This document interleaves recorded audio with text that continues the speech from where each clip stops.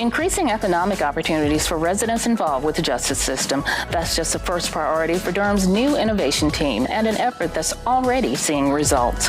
While it may seem like a problem that's far removed from many, it's a major point of concern for the city and for the thousands of people who want to turn their lives around, but who keep running into obstacles.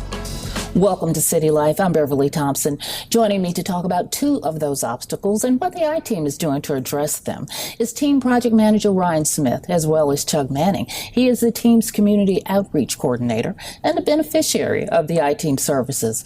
Welcome to you both, and thanks so much for joining me. Thank you. Thank you. So, Ryan, let's get started with you. The work that you're doing is part of a broader reentry program or a project, I understand.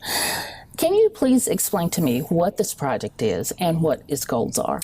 So our team was charged by the mayor a year ago with identifying and trying to address some of the most significant issues and challenges facing residents who are justice involved. And the reality is that once you have a criminal record, it is so much harder to find work and to find housing, that the absence of those two things places individuals greater vulnerability, makes it more likely that they'll live in poverty and more likely that they'll reoffend. And so the goal of our project is to work in collaboration with community partners to identify new approaches we can take in Durham to increase economic opportunity for residents who have criminal records. And our hope is that if we reduce barriers to employment and reduce barriers to housing, that more of our residents will share in Durham's prosperity.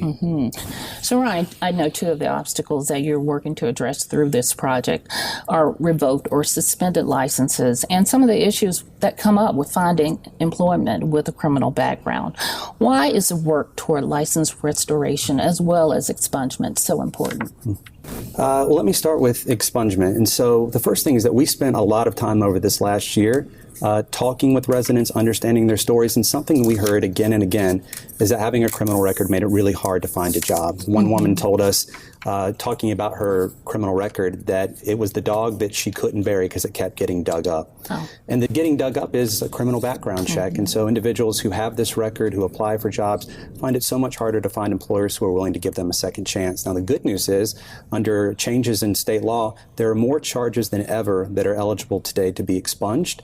And we know that removing those charges from someone's record will really increase the chance of employment. So that's why expungement is important. We also heard from a lot of residents, and this was surprising, how many also found it hard to find work because they didn't have a driver's license. And I think one thing we learned is that having a license isn't just about getting to work, although that's important. The fact that so many jobs have as a minimum requirement that you have a driver's license.